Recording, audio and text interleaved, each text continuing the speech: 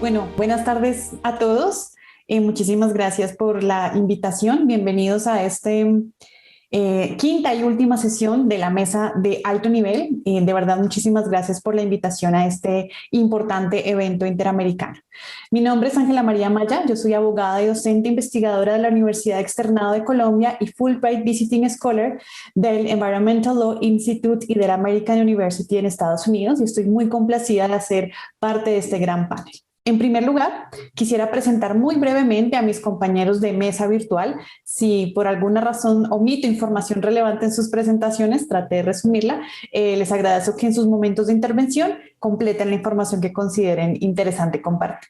Como copresidenta de la mesa me acompaña María Amparo Albán, miembro fundadora del Instituto Interamericano de Justicia y Sostenibilidad en Ecuador, con más de 15 años de experiencia en las interacciones entre comercio, inversión y sostenibilidad. En nuestro panel contaremos con la intervención, en primer lugar, de Patricia Iglesias, directora presidente de la Compañía Ambiental del Estado de Sao Paulo, Brasil. A continuación intervendrá Marcelo Cousillas, con quien he tenido la fortuna de coincidir en otro espacio académico de naturaleza muy parecida, quien actualmente es el director de Asuntos Legales del Ministerio de Ambiente de Uruguay. Enseguida contaremos con la intervención de José González, profesor de la Universidad Autónoma Metropolitana de México y presidente del Instituto Mexicano de Investigaciones en Derecho Ambiental y director de la Revista Mexicana de Legislación Ambiental. Finalmente, contaremos con la participación de un gran colega con quien he tenido la fortuna de trabajar en diferentes iniciativas, Michael Handke Domas, experto internacional en Derecho de Aguas y Medio Ambiente con más de 25 años de experiencia y juez retirado del Tercer Tribunal Ambiental de Valdivia, Chile. Es para mí un placer y una grata alegría poder compartir y construir y continuar construyendo nuevas redes y lazos académicos tan fructíferos en un mundo cada vez más global, algo que queda plenamente demostrado en este Congreso Híbrido Interamericano. Ahora sí, iniciamos con nuestro panel titulado El rol de la administración en el derecho ambiental.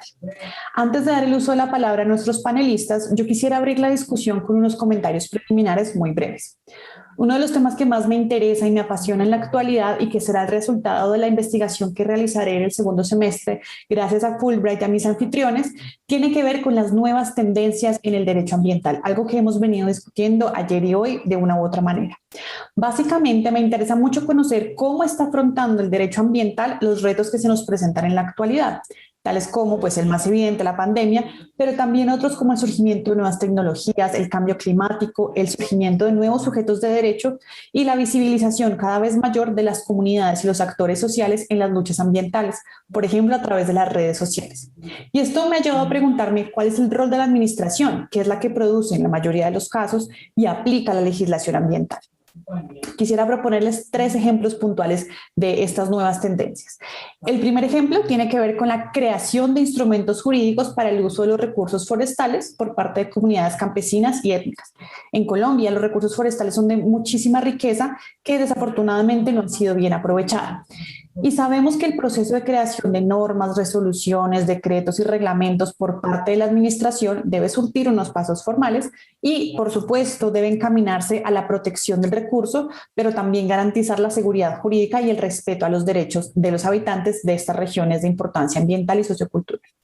Es fundamental que, además de lo anterior, la administración centre el proceso de elaboración normativa en el verdadero usuario de la norma. Hemos dicho muchas veces que no podemos tener normas ambientales de escritorio, que las normas deben tener en cuenta las particularidades de los actores que las usan.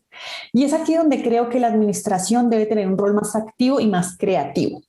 En los últimos años ha aumentado el uso de metodologías de otras disciplinas en diferentes procesos. Por ejemplo, el uso del pensamiento de diseño o del design thinking aplicado a la creación de servicios legales. Sí, nuestra actividad jurídica como abogados es un servicio y todo servicio tiene un usuario. Esto es toda una tendencia a nivel mundial que se llama Service Legal Design o Service Design. ¿Cuál sería la propuesta?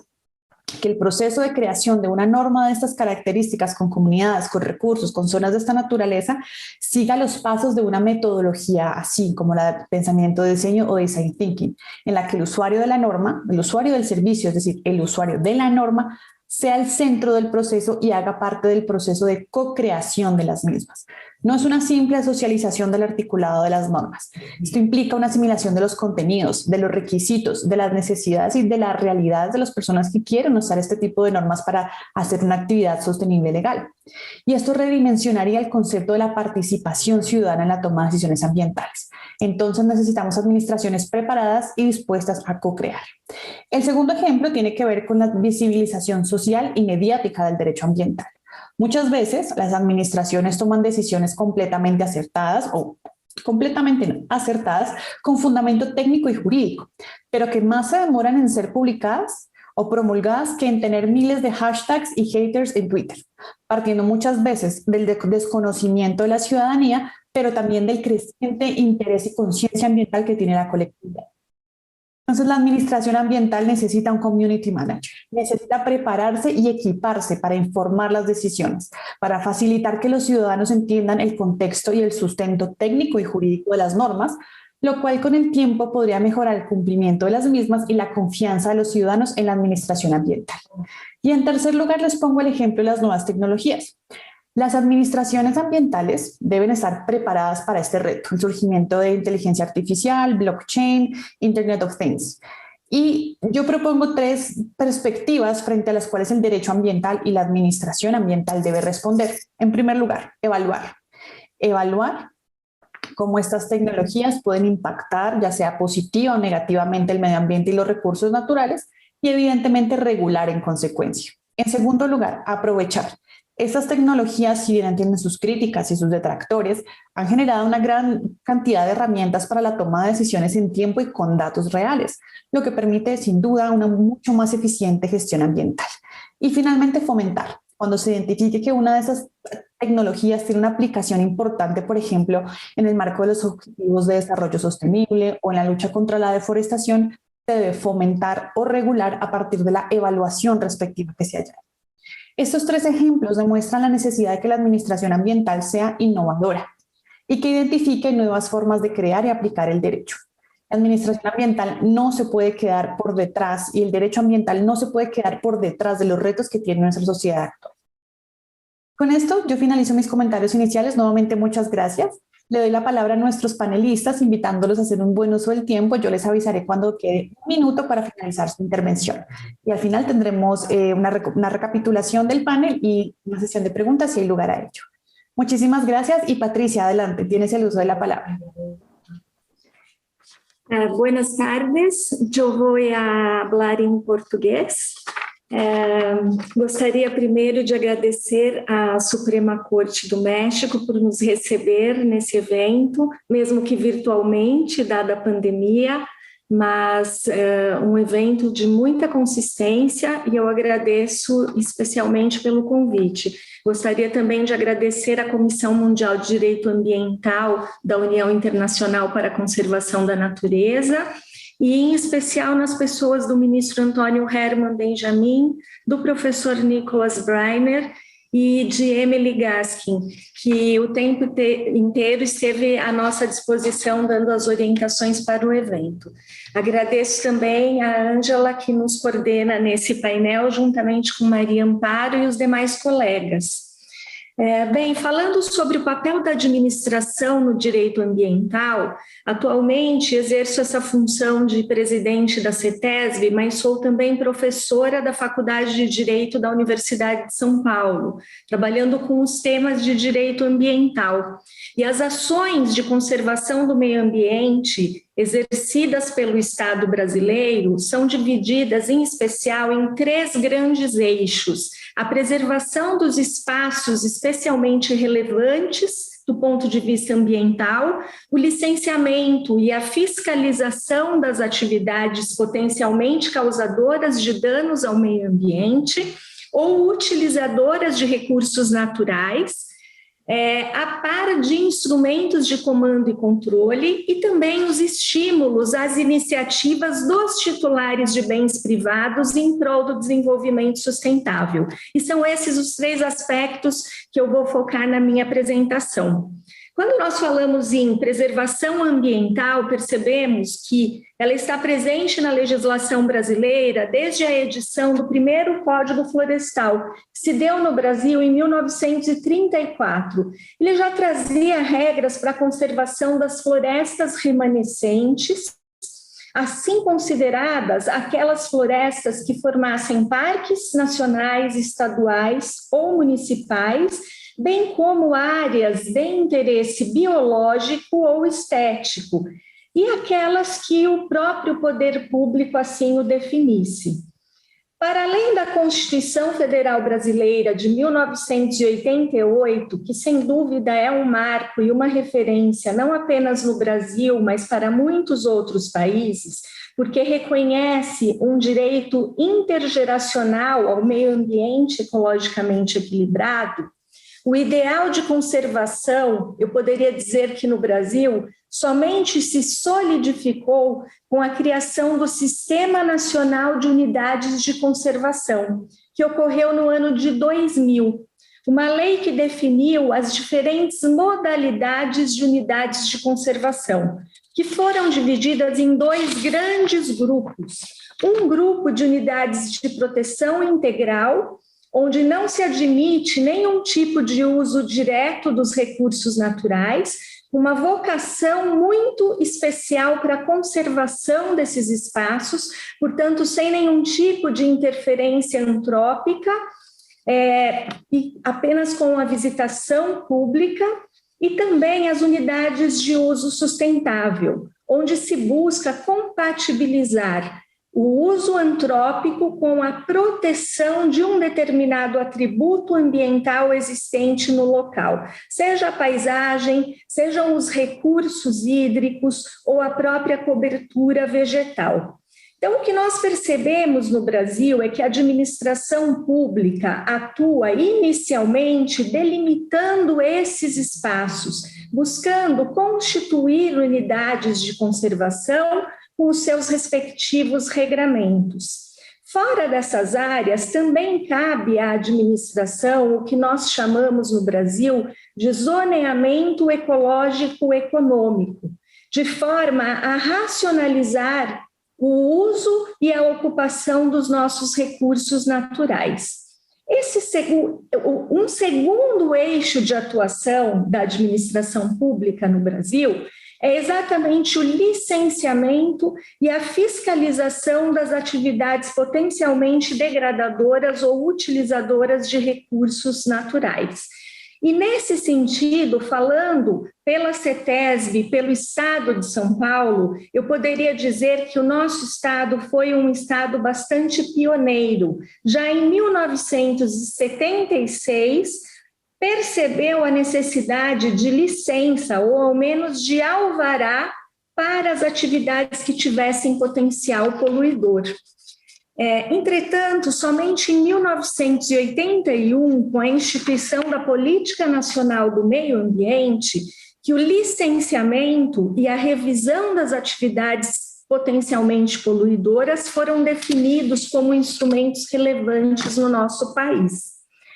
Por que eu coloco isso? Porque o licenciamento, ele pode e deve ser considerado uma ferramenta de conservação e não apenas de controle. Em seu bojo, nós encontramos medidas de mitigação e de compensação de impactos causados pelas mais variadas atividades produtivas. Dentre essas medidas exigidas no licenciamento, nós temos a recuperação de áreas degradadas e o plantio de vegetação nativa em áreas desflorestadas. Desde a década de 70, de 1970, a CETESB, que é a Companhia Ambiental, no caso do Estado de São Paulo, licencia, controla, fiscaliza e monitora essas atividades geradoras de poluição. Devido à excelência dessa companhia na fiscalização e no monitoramento da qualidade ambiental, hoje a CETESB é o Centro Regional da Convenção de Estocolmo sobre poluentes orgânicos persistentes para a América Latina e para o Caribe. E nessa condição, a CETESB promove trabalhos de assistência técnica, capacitação, transferência de tecnologia, valorização das capacidades técnicas e institucionais nesse tema para os países dessas regiões, bem como para outros estados brasileiros. De modo geral, entendo que a criação de procedimentos que devem ser observados pela atividade produtiva, além de ser um importante foco da CETESB, serve de parâmetro para outras agências brasileiras, uma vez que no nosso estado nós procuramos valorizar muito a formação dos nossos profissionais, em regra profissionais que têm nível de mestrado e doutorado e que foram formados muitas vezes até mesmo fora do Brasil. Então, São Paulo tem sido um exemplo de proteção do meio ambiente, mas, ao mesmo tempo, de não ser um obstáculo para atividades econômicas. Esse estado é o estado mais industrializado da nossa nação, também um dos mais populosos, e mesmo assim a legislação estadual é mais restritiva do que a legislação federal hoje. Isso para diversos assuntos, em especial no sentido da prevenção da poluição. Então, eu coloco esses pontos e exemplifico em seguida para mostrar como a administração e como as atividades administrativas podem e devem atuar. Um exemplo é exatamente o gerenciamento de áreas contaminadas, onde a legislação de São Paulo tem uma eficaz e antiga política pública, que contrasta hoje com a inexistência de regra em nível federal. Por incrível que pareça, não temos ainda no nosso país. Muito embora essa legislação estadual tenha evoluído significativamente no controle da poluição, eu reconheço que nós temos um desafio constante que exige do nosso órgão ambiental um olhar atento para as novas tecnologias, para a revisão das nossas exigências, não permitindo que haja um descompasso entre as exigências do licenciamento e os avanços no conhecimento científico, o que reforça ainda mais a necessidade e o trabalho que é feito, por exemplo, nessa Comissão de Direito Ambiental, onde nós podemos trazer o conhecimento científico para que ele seja internalizado nas áreas administrativas. E eu gostaria de destacar 2 exemplos. Um deles é o setor sucroenergético. Nós temos um protocolo que existe no estado de São Paulo há bastante tempo, desde 2007, chamado Protocolo Etanol Mais Verde. Ele foi firmado pelo Estado, valorizando as melhores práticas de conservação do solo e a redução no uso de água, não só no plantio de cana, mas também no próprio biocombustível. Biocombustível esse, o etanol, que tem uma menor pegada de carbono. Ele emite 90% menos gases de efeito estufa do que a gasolina. É sensível essa diferença. Eu tive o prazer de integrar, inclusive, comitivas que estiveram em diversos outros países, levando para países que têm características semelhantes de solo à nossa, a possibilidade do uso do etanol.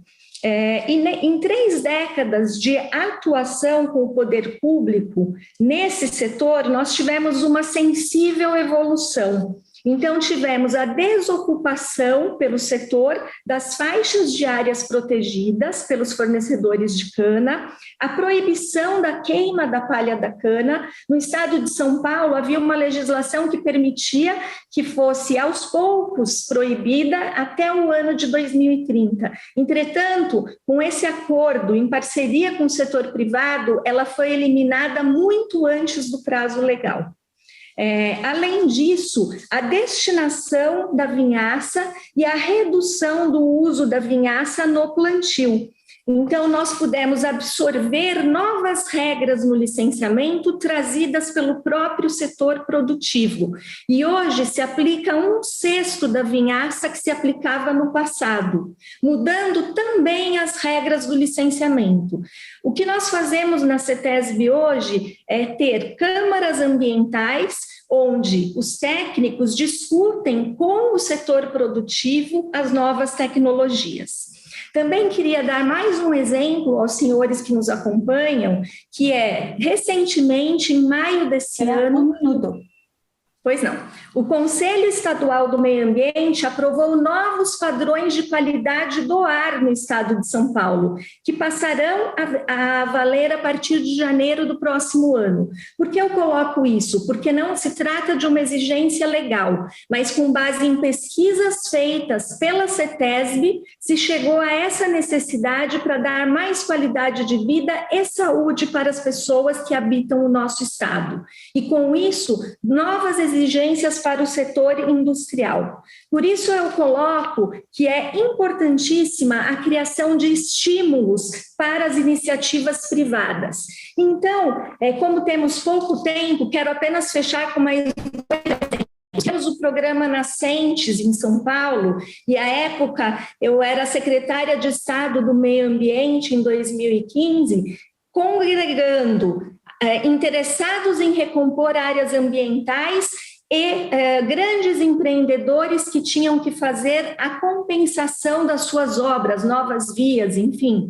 E com isso, sem usar R$1 de dinheiro público, pudemos plantar 38 milhões de mudas no estado, em torno de rios, olhos d'água e nascentes. Então, é muito importante que os órgãos ambientais tenham essa atuação. E a última questão que eu coloco rapidamente é também em 2019, criamos o chamado Acordo Ambiental São Paulo, espelhando-nos no Acordo de Paris, entendendo que um governo subnacional pode e deve atuar.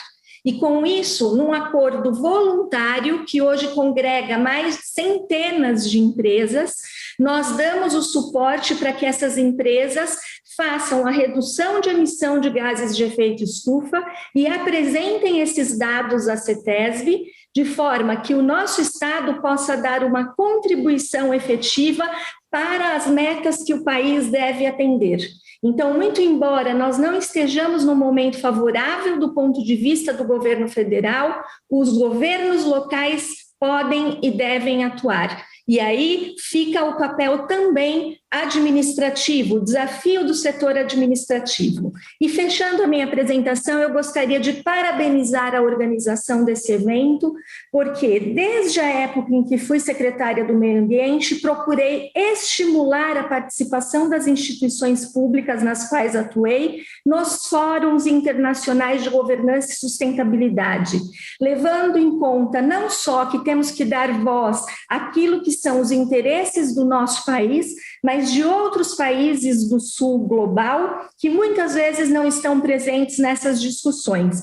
Entendo que dessa forma os países em desenvolvimento podem contribuir para a construção de políticas públicas globais mais efetivas em prol do meio ambiente. Muito obrigada pela atenção de todos. Muchísimas gracias, Patricia, por esta intervención. A continuación tiene la palabra Marcelo Cusillas. También te indicaré cuando quede un minuto para finalizar tu intervención. Adelante, gracias. Muchas gracias, Ángela. Espero que se esté escuchando bien.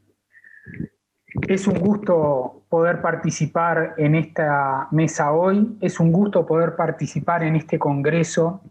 Agradecerle entonces a la Suprema Corte de Justicia de México, al Programa de las Naciones Unidas para el Medio Ambiente y, por supuesto, a nuestra Comisión Mundial de Derecho Ambiental esta oportunidad, y especialmente a nuestro alma mater, a nuestro pensador, a nuestro brazo ejecutor, Antonio Benjamin, que es el motor de todas nuestras actividades, junto a Emily, a Denise, a Nicolás y a tanta gente que pone el esfuerzo para que esto sea una realidad. Para mí es muy interesante poderles hablar desde Montevideo. Me gustaría estar con ustedes o con muchos de ustedes en la hermosa Ciudad de México, pero estas circunstancias nos hacen hablar a la distancia. En un día especial para Uruguay, para mi país. Hoy se cumple el primer aniversario de la creación del Ministerio de Ambiente en Uruguay. La ley 19.889 del 9 de julio de 2020 creó nuestro Ministerio de Medio Ambiente. Uruguay tiene una larga tradición en la administración ambiental. El primer organismo ambiental uruguayo se creó en el año 1971, antes de la Conferencia de Estocolmo. Uruguay asistió a la Conferencia de Estocolmo representado por el presidente de aquel Instituto Nacional para la Preservación del Medio Ambiente, aquel incipiente organismo ambiental dentro de la administración.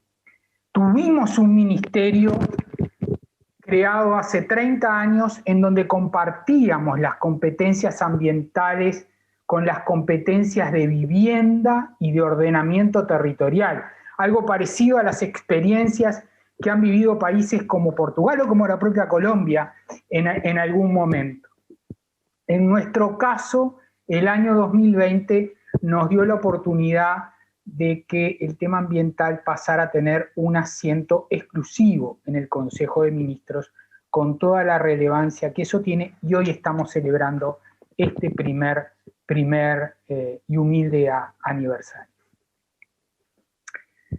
Por tanto, hablar del rol de la administración y hacerlo para analizar sus acciones hacia el Estado de Derecho ambiental, bueno, es por demás interesante en estas circunstancias. Yo quisiera tratar dos partes de mi exposición. Primero, ver un poquito, porque no está de más recordar cuál es el rol de la administración en el marco del derecho ambiental y de la gestión ambiental, o cuáles son los roles de la administración.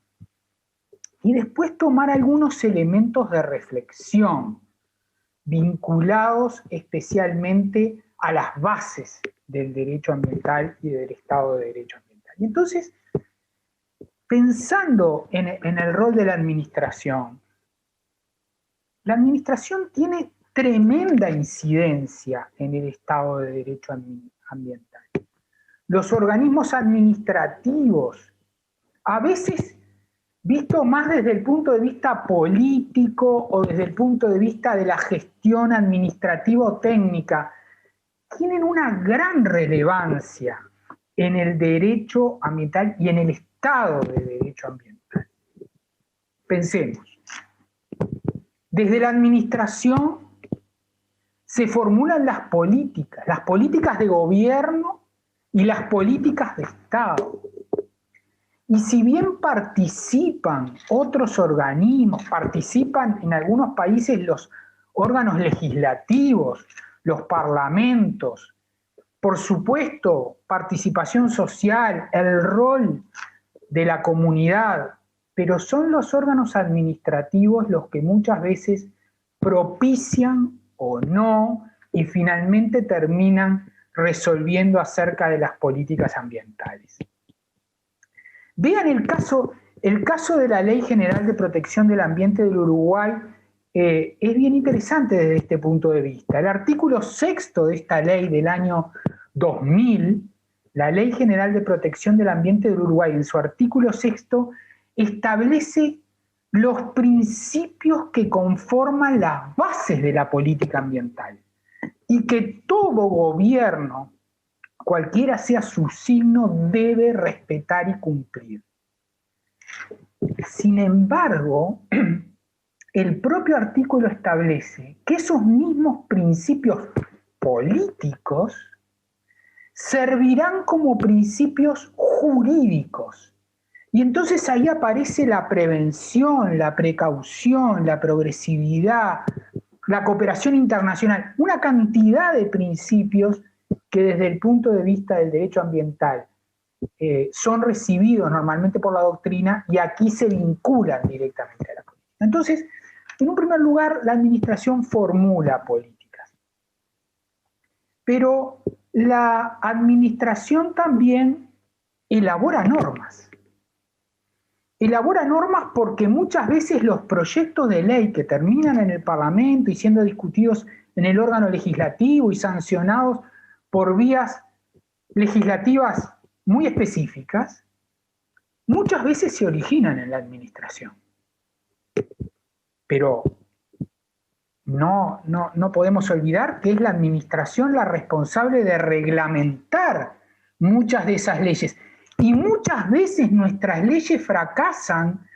Hoy Rafael Asenjo hablaba del caso de la ley de áreas protegidas en Chile. Fíjense, leyes que son aprobadas y luego no son reglamentadas o no son hábilmente reglamentadas.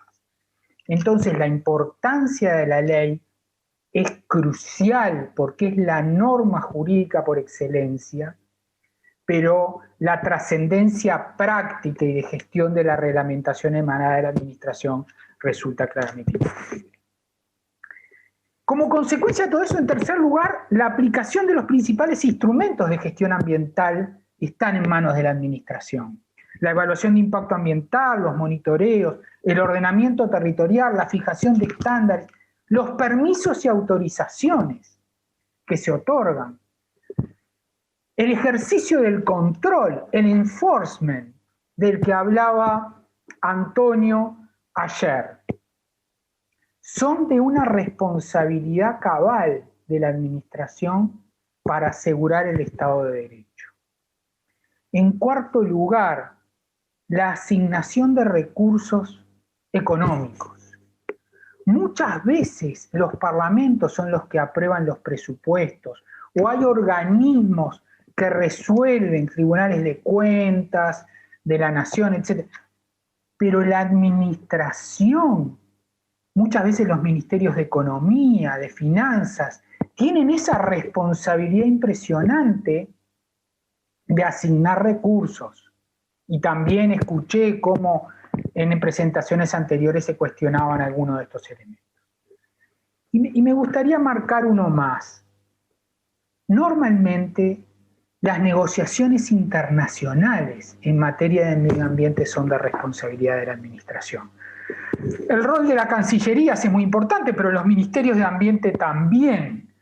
Y si bien los acuerdos multilaterales de medio ambiente, los tratados, terminan pasando por los parlamentos, son los negociadores del Poder Ejecutivo, de los órganos ambientales, los que negocian y llevan adelante esos procesos y los que someten luego al órgano legislativo. Entonces, pasando a la segunda parte y última de mi presentación, yo traté de hacer el ejercicio mirando estos roles y compararlos con lo que nosotros mismos en 2016 elaboramos y aprobamos como documento señero, básico, importantísimo, relacionado con la declaración del primer Congreso, el Congreso de Río.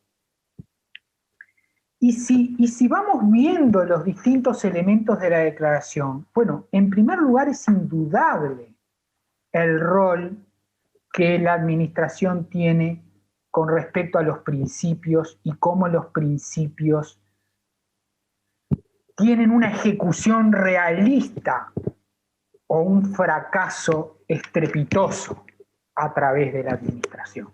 La prevención, la no regresión. Tiene que ser la administración un defensor de estos elementos y yo creo que con autonomía jurídica suficiente. Miren, yo comparto que digamos que las distintas ramas del derecho tienen que de alguna manera ambientalizarse, incorporar los elementos ambientales. Pero en muchos años de administración, en muchos años de trabajo en la universidad como profesor, en la vida. Creo que si no hay alguien que tenga responsabilidad, si no hay alguien que esté asignado especialmente, si no hay alguien que ocupe ese sitio destacado, entonces lo que es responsabilidad de todos se vuelve un ejercicio difuso en la gestión. Y por eso me interesó tanto la presentación que hacía Ángela al comienzo, porque marcó elementos fundamentales vinculados a estas responsabilidades, a la autonomía y a los principios. Como decía Ramón Martín Mateo, no hay modelos ideales para la administración ambiental. Una vez en un taxi le conté, pero profesor, Uruguay quiere crear un ministerio, hace muchos años, y él me dijo, ¿ministerio o no ministerio? ¿Organismo exclusivo o no exclusivo? Lo importante es las características que ese organismo ubicado donde esté tenga. Y comparto su aseveración ampliamente. Por eso creo que una administración que busque plasmar el Estado de Derecho tiene necesariamente que observar la gobernanza, la adecuada información y participación. Bienvenido el acuerdo de Escazú, que miren, el acuerdo de Escazú es un excelente ejemplo del joint venture entre la administración, entre los gobiernos y el público y las comunidades, porque el público participó activamente. Y para cerrar y hacer referencia a dos elementos que Ángela colocó al principio, no estaban originalmente pensados en mi presentación, pero hace muy poco la Universidad de la República en Montevideo hizo un mega evento sobre las nuevas tecnologías y el derecho. Y claro, la cátedra de civil quería hablar de contratos, y la cátedra de administrativo de regulaciones, y la cátedra, bueno, cada uno tenía su visión. Y desde el Centro de Derecho Ambiental también nos colocamos y participamos, con sorpresa de otros, porque queríamos dar esa doble mirada de cómo las tecnologías inciden sobre el ambiente, a veces en forma perjudicial, a veces en forma desafiante, pero cómo las nuevas tecnologías son también una herramienta esencial que el derecho ambiental y la administración tienen que tomar en cuenta. Y finalmente, creo que todo tiene que pasar por acercar la gestión de la administración y el derecho a la gente. No soy partidario de esos que creen que las normas tienen que ser más simples, redactadas en términos llanos y perdiendo tecnicismo para que la gente las pueda leer. A lo mejor no es la norma lo que tiene que leer la gente. La norma a lo mejor tiene que tener el suficiente rigor técnico para ser adecuada, precisa y cumplir su función. Pero lo que sí tenemos que lograr los abogados, lo que sí tiene que lograr la administración es acercar el derecho a la gente a través de otros mecanismos, a través de otros instrumentos que pasan por la información, que pasan por la participación, que pasan por la educación ambiental. Bienvenido a nuestro Congreso, bienvenidos estos eventos y ojalá que los abogados de la administración tengan más y más participación en actividades como esta, para que juntos con los jueces, junto con los legisladores y junto con los académicos podamos tener esa fortaleza del derecho ambiental hacia el Estado de Derecho Ambiental. Gracias, Ángela, y gracias a todos. Muchísimas gracias, Marcelo, por esa intervención tan interesante. Vamos a continuar con la intervención de Juan José González. Adelante, tienes el uso de la palabra. Yo te haré una señal cuando estemos a un minuto de finalizar el tiempo. Muchas gracias, Ángela. Buenas tardes a todos. Para mí es un gran honor participar en este evento que sin duda reúne a los más destacados ambientalistas del mundo. Quiero agradecer a los organizadores por la invitación, muy especialmente al ministro Antonio Gelman Benjamín, a quien yo veo también como mi maestro. Me ha tocado hablar junto con ustedes acerca del papel que tiene la administración en la aplicación del derecho ambiental. Y creo que el tema es muy pertinente, porque si bien es cierto, después de la cumbre de Río, se observa cómo el derecho ambiental va caminando rumbo a su autonomía con respecto al derecho administrativo, todavía hoy en día el papel de la administración pública en la aplicación del derecho ambiental es relevante. Las autoridades administrativas en México están dotadas de una serie de facultades que le dan las leyes y que tienen que ejercer para proteger el medio ambiente. Esas facultades tienen que ejercerlas en estricto apego a los principios constitucionales. Y no me refiero únicamente al principio del derecho humano al ambiente adecuado o la sustentabilidad que la Constitución mexicana recoge, sino a los más tradicionales principios, a las garantías individuales de fundamentación, motivación, legalidad, debido proceso. El Estado democrático de derecho es una aspiración legítima que esto sea así. Sin embargo, en México no es tan fácil cumplir con esta misión. La administración pública ambiental enfrenta al menos 3 problemas en la aplicación de demasiadas leyes. Segundo, hay muchas autoridades que participan en su aplicación. Tercero, la ley no es muy clara en cuanto a la naturaleza jurídica de los principales y tradicionales instrumentos de política ambiental como la evaluación del impacto, la ordenación o el licenciamiento. Y finalmente, hay muchos aspectos novedosos de lo ambiental que no están todavía incorporados en estas legislaciones ambientales que, como ya dije, son muchas. Déjenme hablar primero del primer aspecto, demasiadas leyes. ¿Qué quiero decir con esto? La reforma ambiental constitucional más importante que se ha aprobado en México no es la incorporación del derecho al ambiente adecuado que ocurre en 1999, sino es una reforma que se aprobó en 1987. Esa reforma incluye 3 aspectos. Primero, puntualiza con precisión que la propiedad privada tiene una función ambiental.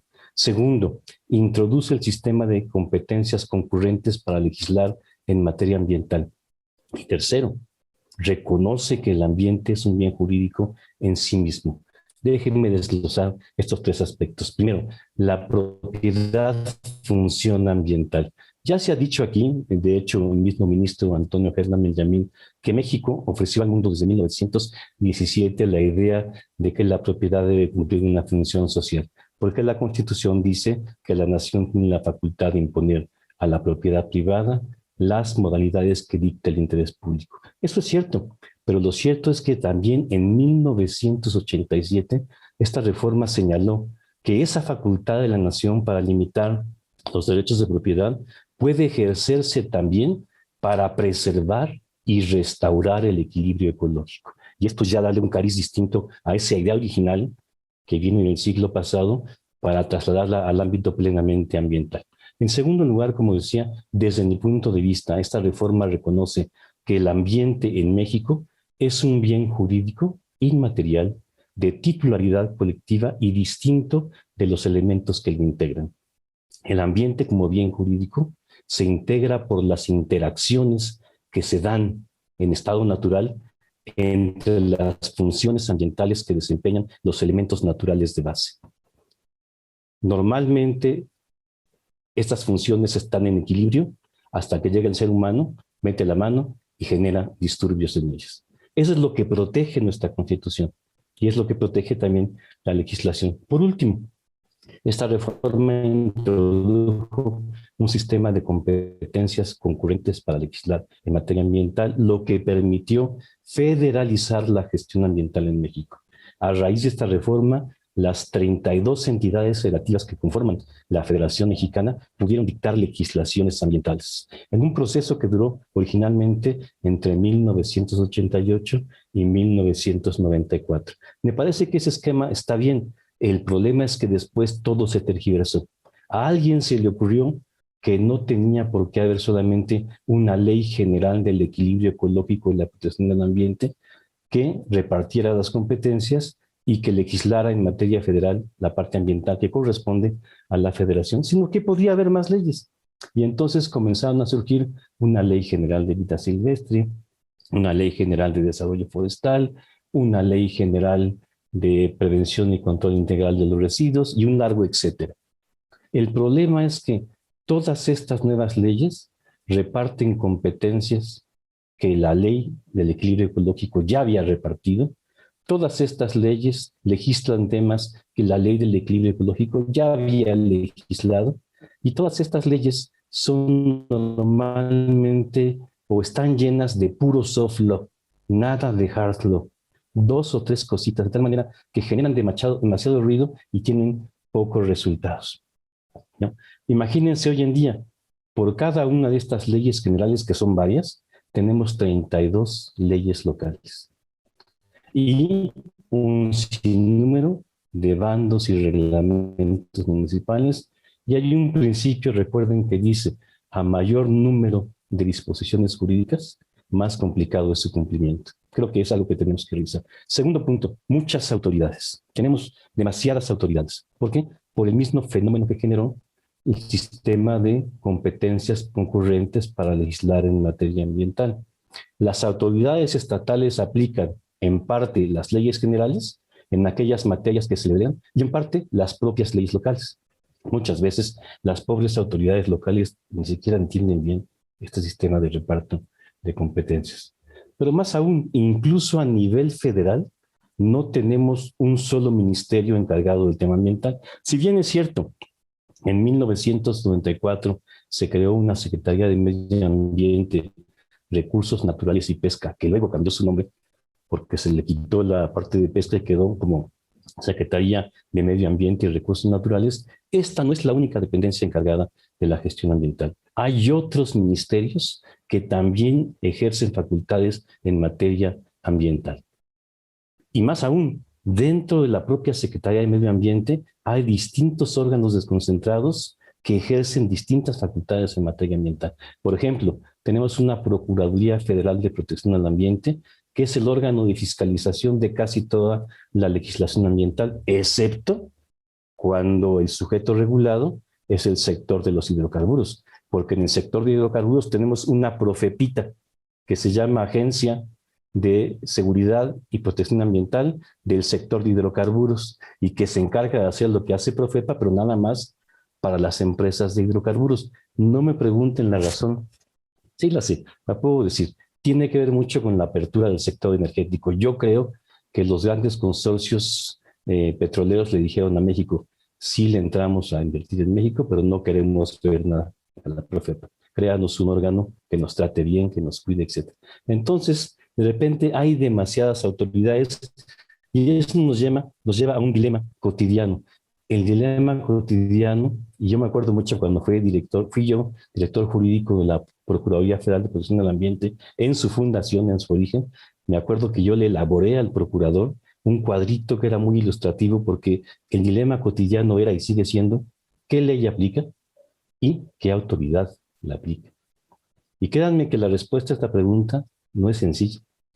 Muchas veces los funcionarios no saben cuál es su facultad, hasta dónde llega, cuándo están rebasando el límite, cuándo están ya invadiendo la esfera de competencia de otra autoridad o de otro nivel de gobierno, y eso evidentemente hace que los actos de aplicación de la legislación ambiental en México sean altamente vulnerables, es decir, combatibles con cierta facilidad, ¿no? Por último, malos entendidos en la cuestión de la naturaleza jurídica de algunos de los principales instrumentos de política ambiental y falta de legislación sobre aspectos novedosos relevantes. Primera parte, la legislación mexicana, aunque muchas veces se ponga de ejemplo, no es clara sobre la naturaleza jurídica de la autorización de impacto ambiental. La ley a ratos dice que es una autorización, valga la redundancia, autorizatoria, y a ratos dice que no, que es de carácter regulatorio, y la diferencia es mucha, créanme. Yo publiqué hace unos años un estudio comparado sobre el tema que incluye varios países de América Latina, de Asia, de Europa, de Estados Unidos, y me di cuenta cómo en México esta cuestión está mal entendida. Segundo punto, la ordenación ecológica del territorio, que es muy importante, es un instrumento fundamental para la definición de políticas. Pero hay que entender eso, la ordenación ecológica del territorio no es un instrumento de aplicación de la política ambiental, sino que es un instrumento de definición de la política ambiental que luego requiere de recargarse en otros instrumentos que sí son de aplicación para poderla llevar a cabo. Y finalmente, algo que quizás en México es el único país donde ocurre. Tenemos, como muchos países, una licencia ambiental integrada, que en México se llama licencia única ambiental, pero que no tiene ningún fundamento jurídico. Existe y se tramita y se otorga, ¿no? Y ampara actividades, pero no tiene ningún fundamento jurídico. Yo digo, las leyes mexicanas que he comentado se reforman casi todos los días. ¿Por qué no, de una vez, incluir este tema en la legislación? Vamos, ¿qué les cuesta? En fin, falta de regulación de aspectos novedosos como servicios ambientales.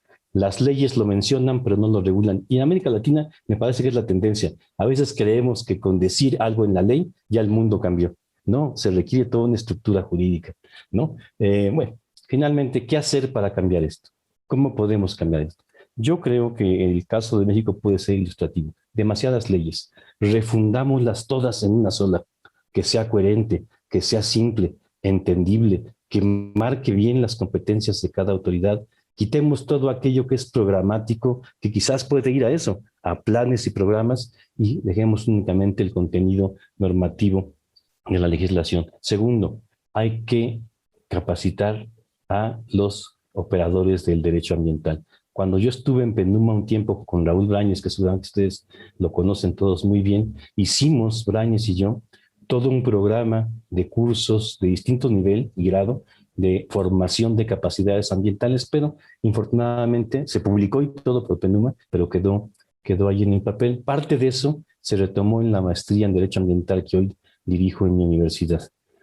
Por último, mayor creatividad de los jueces. Sí, es cierto, en México hay sentencias como el amparo en revisión 307 de ONAL 2016 que son muy de avanzada, pero eso ocurre en el nivel del amparo en revisión. Abajo, en el primer nivel de la judicatura, los jueces siguen siendo la boca de la ley.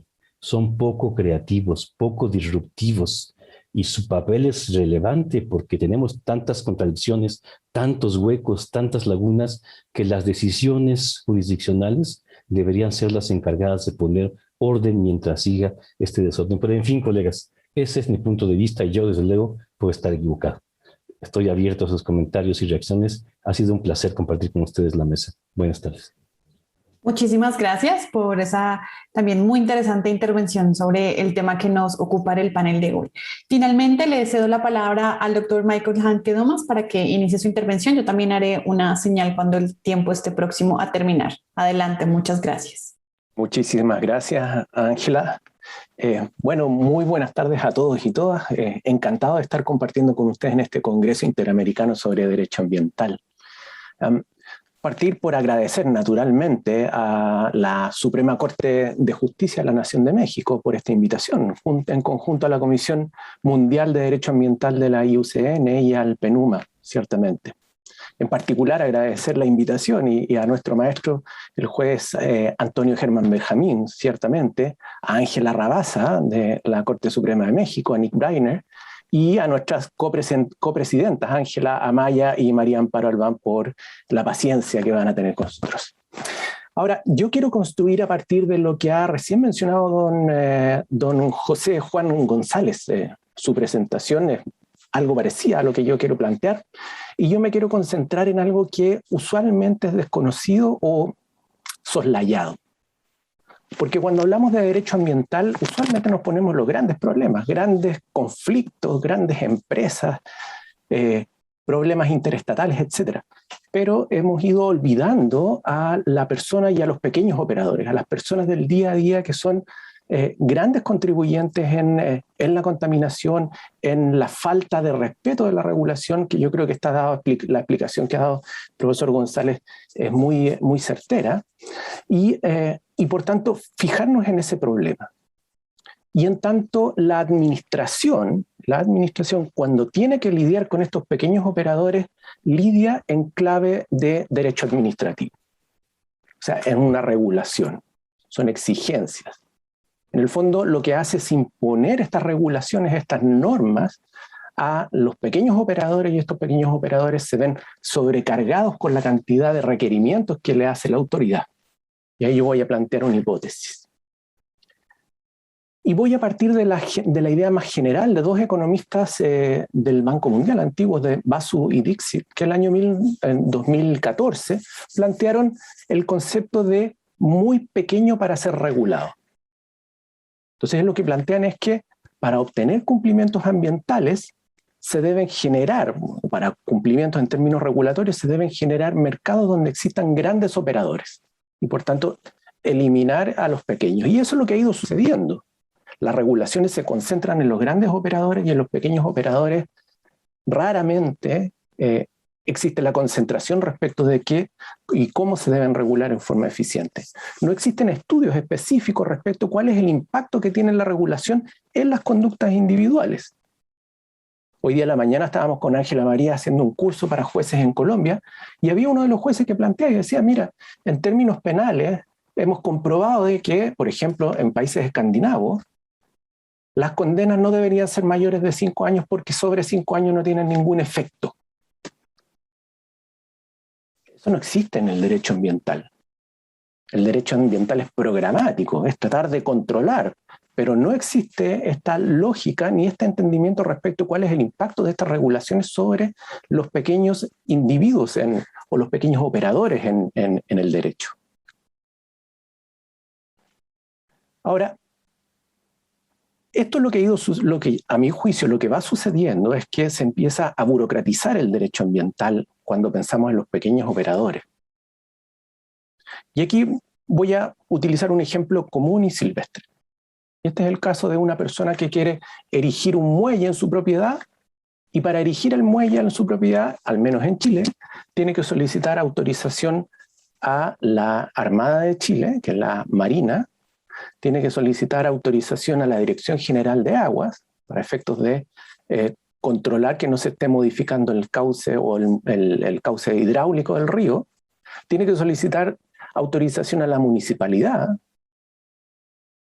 tiene que solicitar la concesión a la Subsecretaría de Guerra para efectos que le otorguen una concesión para construir un muelle. Bueno, ¿qué es lo que hace la gente en Chile? No pide los permisos. Porque la cantidad de permisos que se le solicita a la gente es tal a veces que es superior el costo a construir el muelle. Entonces nos enfrentamos con esta vara que el mismo derecho le impone a las personas en el día a día. Otro ejemplo, la contaminación por las bolsas plásticas o por el plástico. Finalmente, lo que se ha hecho es que se ha empezado a regular a los productores para que ellos controlen la cantidad de plástico que producen. Y en Chile, por ejemplo, se prohibió el uso de bolsas plásticas para la gente que no la dispusiera de forma libre. Pero si se dan cuenta, y en consecuencia, si se dan cuenta, lo que hay aquí es que las personas tienen conductas que son contaminantes, pero obviamos a esas personas y y pensamos que vamos a controlar desde el origen el problema desde el productor. ¿Okay? Entonces, obviamos este problema que es uno de los grandes problemas. Además, es otro de los problemas donde la gente percibe claramente cuando el derecho ambiental no sirve en el día a día. Entonces, por un lado tenemos un exceso regulatorio que es aplicado dentro de la lógica del derecho administrativo. Luego tenemos las conductas de las personas que tratan de evitar estas regulaciones porque son excesivas, no tienen sentido muchas veces, y por tanto se produce esta anomia en términos de cumplimiento normativo. Ahora, volviendo al concepto del derecho administrativo, a mi juicio, la aplicación por parte de las autoridades ambientales, utilizando un criterio de derecho administrativo, lo que pasa es que, utilizando la lógica del derecho administrativo, es el control del Estado sobre los individuos, y el derecho administrativo les otorga herramientas para defenderse frente a estos requerimientos que podrían ser injustos en algunos casos. Pero el derecho administrativo, el derecho ambiental no está pensado en esa clave. La idea es la protección del medio ambiente. Entonces nos encontramos con paradojas en el día a día. Este es un caso que a mí me tocó resolver. Un tren iba cruzando un río y el puente colapsa. Vagones del tren caen en el río y estos vagones traían petróleo. Estuvieron 6 meses los vagones en el río porque no había ninguna autoridad que dijera que era competente. Nadie. La población lo que hacía era, se tomaban la cabeza y decían, pero ¿cómo la autoridad no hace nada? No, es que yo no soy competente. No, yo tampoco. No, vayan a hablar con salud, vayan a hablar con medio ambiente, la municipalidad, nadie. Finalmente, presentaron una acción en el Tribunal Ambiental, y el Tribunal Ambiental en un mes tuvo la posibilidad de recoger esos vagones, ordenar la remoción de los vagones y darle una solución. 6 meses después.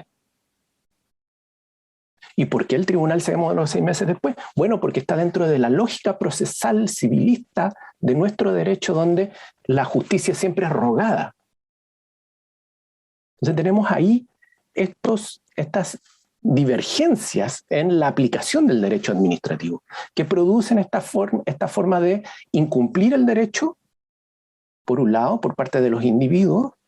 Por el otro lado tenemos que la administración tiene que tener escrito expresamente lo que puede hacer, ni siquiera pensando de que esos vagones se podrían haber perforado y haber contaminado todo el río, un río prístino, o algo prístino, y por tanto no había una solución al problema.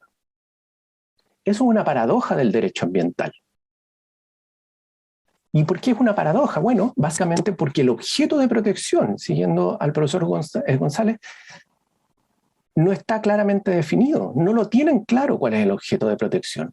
Y cuando uno lo transforma en un derecho ambiental, eso es un problema de derechos fundamentales y por tanto está en otra sede.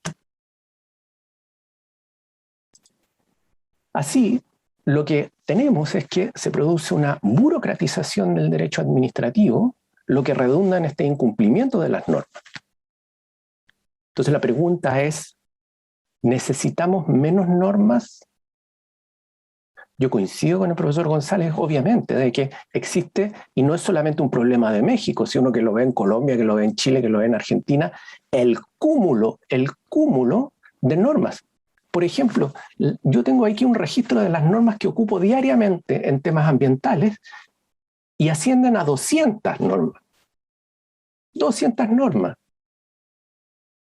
Obviamente que el derecho ambiental, cuando tenemos 200 normas, significa de que es un derecho donde tiene que buscar a un especialista.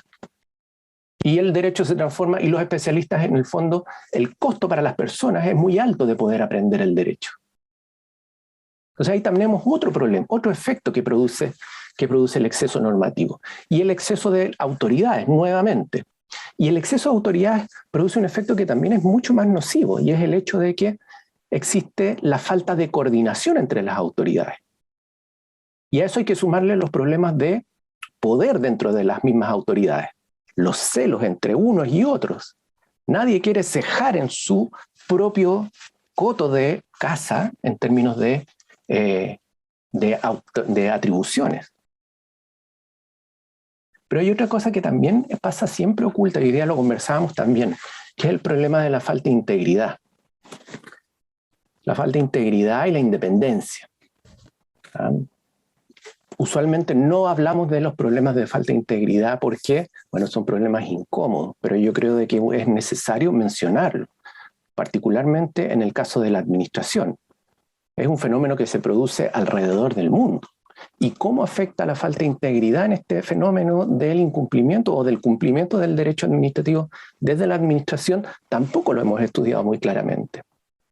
mi caso, yo sí he trabajado bastante el área de los recursos hídricos, un trabajo largo sobre integridad y recursos hídricos, pero en el derecho ambiental no nos hemos hecho mucho cargo sobre ese problema. Asimismo, la independencia, y esto también es un fenómeno que existe alrededor de todo el mundo, y es cuál es el valor de independencia que tiene cada una de las autoridades administrativas. El control político que se ejerce sobre ellas también es importante y hay que factorizarlo a efectos de poder explicar por qué en muchos casos no se cumple la normativa ambiental. Entonces, no solamente el control político que existe sobre ellos, sino que las presiones que existen sobre los organismos públicos. Entonces, el fenómeno que observamos a propósito de eso, a mi juicio, es que las autoridades son más bien tímidas en el ejercicio de sus funciones. ¿Y por qué? Porque temen traspasar alguno de los lineamientos, alguno de los límites que puede significar la caída de alguna de esas autoridades o de los funcionarios o funcionarias. Entonces también es un fenómeno que no lo tenemos muy claro en términos de la efectividad de la política pública y de la aplicación del derecho administrativo, del derecho ambiental. Yo coincido con Ángela también a propósito de la idea de incorporar la tecnología. Efectivamente, la tecnología lo que hace es reducir los costos de transacción y por tanto el cumplimiento ambiental se hace mucho más eficiente que estar llenando papeles y teniendo reuniones. En consecuencia, como solución a este problema, bueno, yo creo, y siguiendo la misma lógica del profesor González, la idea de hacer lo que los norteamericanos denominan cutting red tape, que es reducir las regulaciones, hacer un análisis de cuáles son las regulaciones específicas que se deben exigir, de modo de tener en consideración la efectividad del cumplimiento de la norma ambiental, pero también el acogimiento de ese cumplimiento por parte de la comunidad. Porque si no existe eso, la comunidad, como podemos observar, a pesar de que la autoridad quiere imponer estas regulaciones, la comunidad igualmente no las va a cumplir y nos vamos a ver ante un caso de un derecho ambiental fallido en la administración. Muchísimas gracias. Muchísimas gracias, Mike, y muchísimas gracias a todos los panelistas por estas interesantes intervenciones. Y ya para concluir y darle el paso a María Amparo, quiero señalar algo que me ha parecido muy curioso en varias intervenciones, no solo hoy, sino en otros momentos. Somos abogados de derecho ambiental hablando de la cantidad de normas que tenemos. Todos coincidimos en que tenemos muchas normas ambientales. Nosotros los abogados probablemente no queramos más normas ambientales. Entonces, ¿de dónde salen las normas ambientales? Si no somos los abogados los que las estamos promoviendo, necesitamos son mejores normas ambientales, no más, sino mejores. Muchísimas gracias a todos por la intervención y por la invitación nuevamente, y le cedo la palabra a María Amparo para que continúe con las preguntas que tengamos y con el cierre del panel. Muchas gracias a Patricia, a Marcelo, a Juan José y a Michael por esa extraordinaria interpretación de las complejidades de la administración pública en materia ambiental. Y creo que es necesario que se revise una y otra vez este rol de la administración pública hoy en día.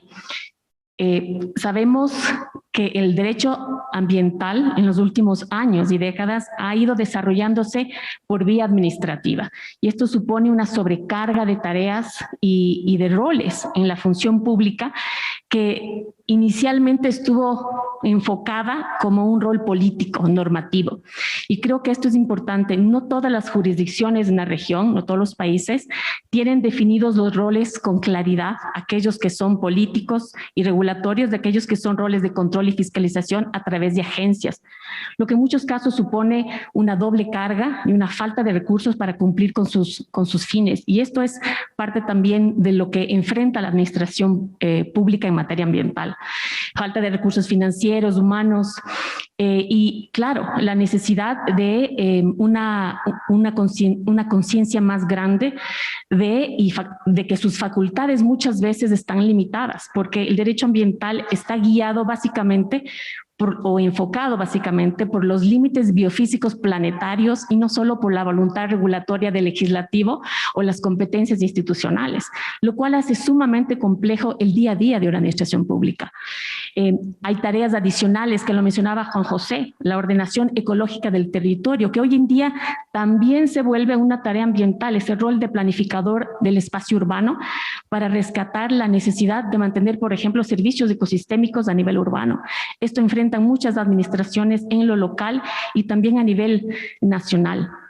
Pero lo interesante quizás para concluir y antes de dar paso a las preguntas, es destacar lo que el magistrado Gutiérrez decía esta mañana y que me llamó la atención y creo que engloba bien el deber de la administración pública, y es que la justicia constitucional sin protección jurídica al ambiente no tendría sentido. Y esa se construye inicialmente desde la primera relación jurídica, que es entre la administración y el regulado. La administración es quien tiene la primera palabra frente a la tutela ambiental del ciudadano, del regulado. Y creo que es importante que nos adentremos también en la discusión qué tipo de derecho público requiere el tiempo en que vivimos. Muchas veces se ha discutido que el principio de legalidad, por ejemplo, limita la aplicación de principios ambientales en la administración pública.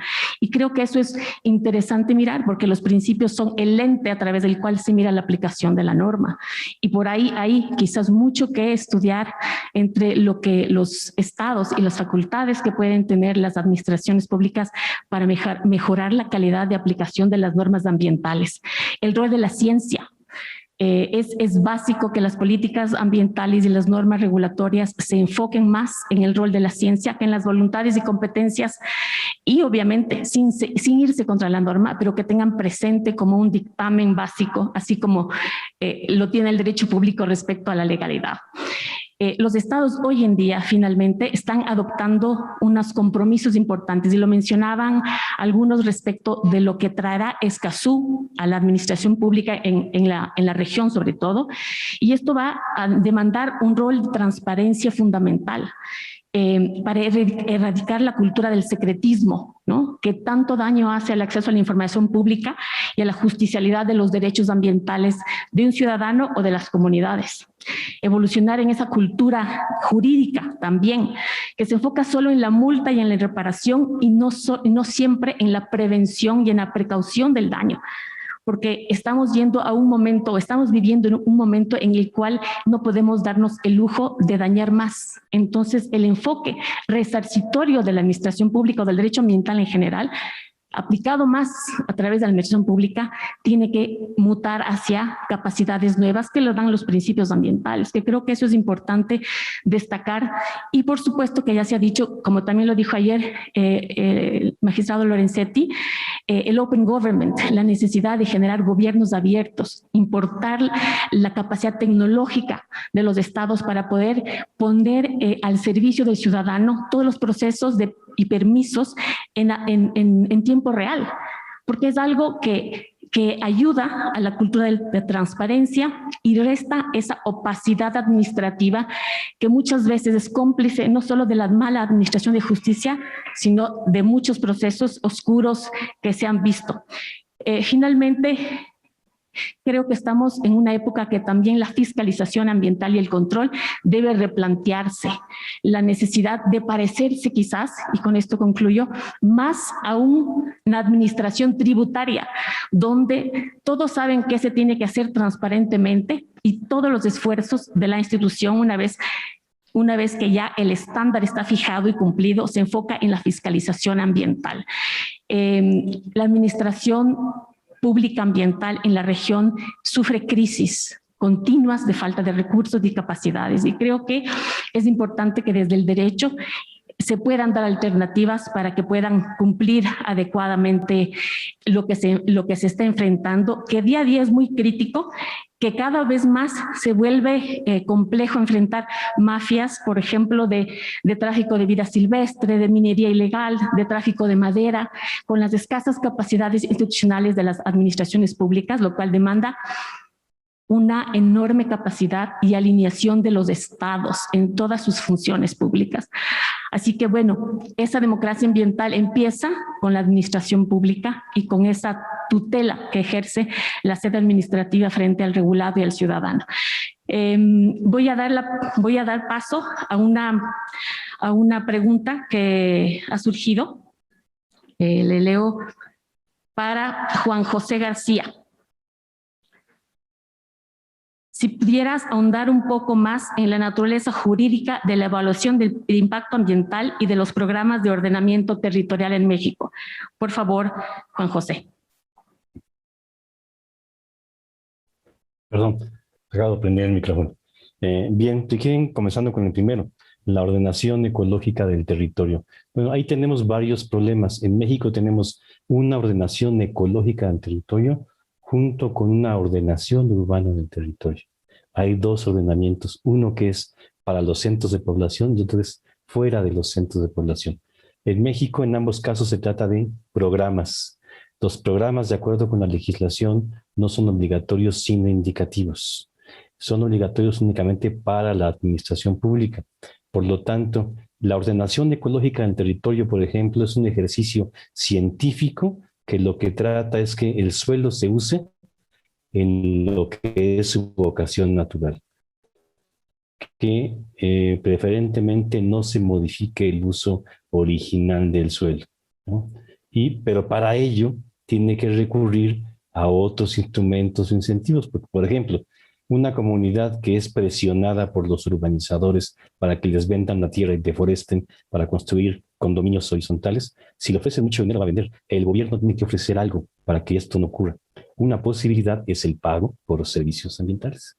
Cuando el dueño de un suelo con cubierta forestal recibe un pago por los servicios que presta, entonces será el más interesado en no cambiar el uso del suelo y en no perjudicar al bosque, sino en protegerlo, ¿no? Entonces, eso a veces se confunde y se cree que este ejercicio de investigación científica que concluye siempre con un mapa ya es obligatorio.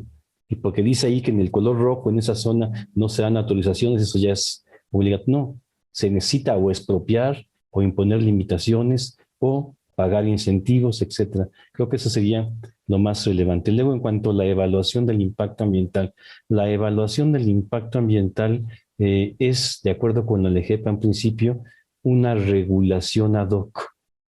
Yo recuerdo en mis pláticas con Martín Mateo Marcelo que él decía, la evaluación del impacto ambiental no debiera de existir si tenemos un adecuado ordenamiento ecológico en territorio.